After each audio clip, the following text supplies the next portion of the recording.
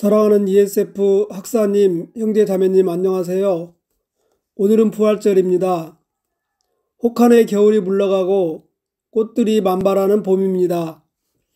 칠흑 같은 어둠이 물러가고 맑은 새벽이 동터오듯이 찬란하고 빛나는 부활의 아침이 우리 눈앞에 왔습니다. 예수님께서 어두운 무덤에서 일어나 영광스러운 부활의 몸으로 우리 앞에 서 계십니다. 부활하신 주님으로 인하여 죽음을 이기고 질병을 이기고 절망을 이기고 일어나는 부활절을 맞이하시길 소망합니다. 오늘 함께 묵상하고자 하는 말씀은 고린도전서 15장 1절에서 11절 약속대로 부활하신 예수님이십니다. 1절과 2절을 보면 형제들아 내가 너희에게 전한 복음을 너희에게 알게 하노니 이는 너희가 받은 것이요 또 그 가운데 선 것이라. 너희가 만일 내가 전한 그 말을 굳게 지키고 헛되이 믿지 아니하였으면 그로 말미암아 구원을 받으리라. 오늘 말씀에서 바울은 십자가에 못 박힌 예수 그리스도를 전하였고 고린도 교회 성도들은 그 복음을 받고 그 가운데 서 있다고 말하고 있습니다. 바울은 말씀을 굳게 붙잡을 때 구원을 받는다고 말하면서 너희가 만일 헛되이 믿지 않는다면 이라는 단서를 달고 있습니다. 이것은 고린도 교회 성도들 중에 부활에 대해 잘못된 생각을 갖고 있는 사람들이 있었다는 것을 알 수 있습니다.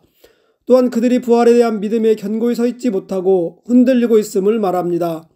어느 사이 교회 안에 속이는 자들이 나타나서 죽은 자의 부활은 없다고 가르치고 있었습니다. 그들은 죽은 자의 부활이 시대에 뒤떨어진 사고방식이며 어리석은 자들의 생각이라고 조롱합니다. 또한 그 시대는 헬라 사상의 영향으로 영은 거룩하고 육체는 악하다고 하는 영지주의 사상이 팽배되어 있었습니다. 그런 그들의 생각과 주장이 잘못되었다는 것을 설명하기 위해서 부활에 대해 설명하고 있습니다. 3절과 4절입니다.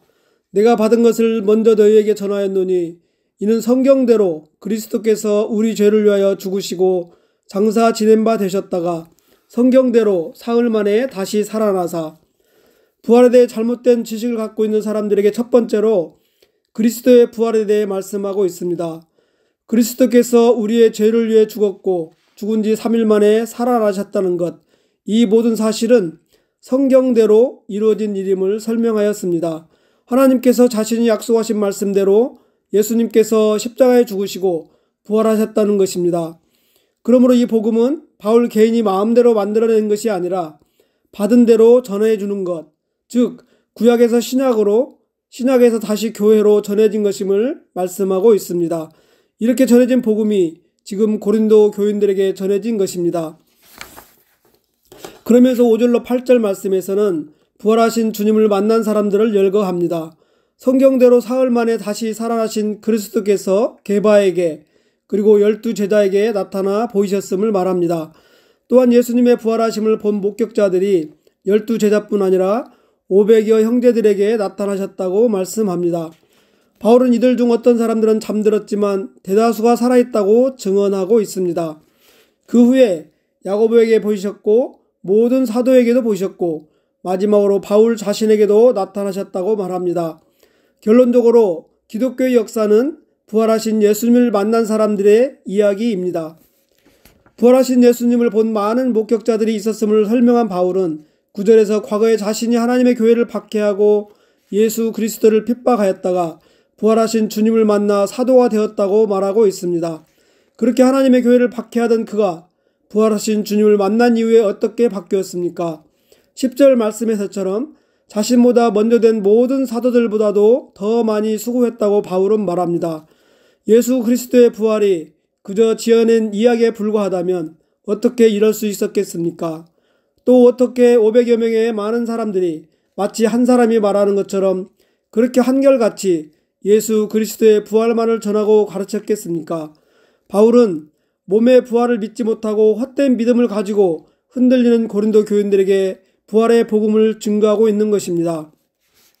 종합해보면 부활하신 주님께서 베드로를 비롯한 12제자에게 나타나셨고 500여 명의 형제들에게 나타나셨습니다. 그리고 예수님의 가족에게 나타나셨고 또 예수님을 핍박하던 사울에게까지 찾아오셨습니다.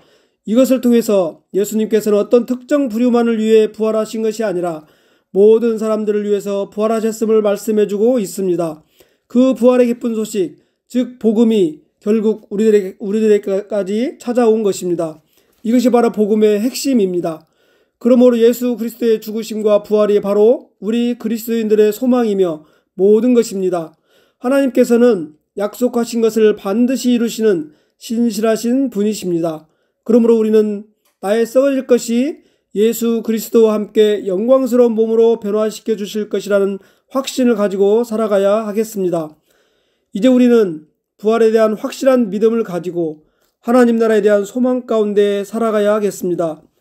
부활의 소망을 갖고 세상의 헛된 속임수나 세상의 흐름에 결코 흔들리지 말고 항상 주의 일에 더욱 힘쓰는 ESF 학사님들과 형제 자매님들이 되시기를 간절히 소망합니다.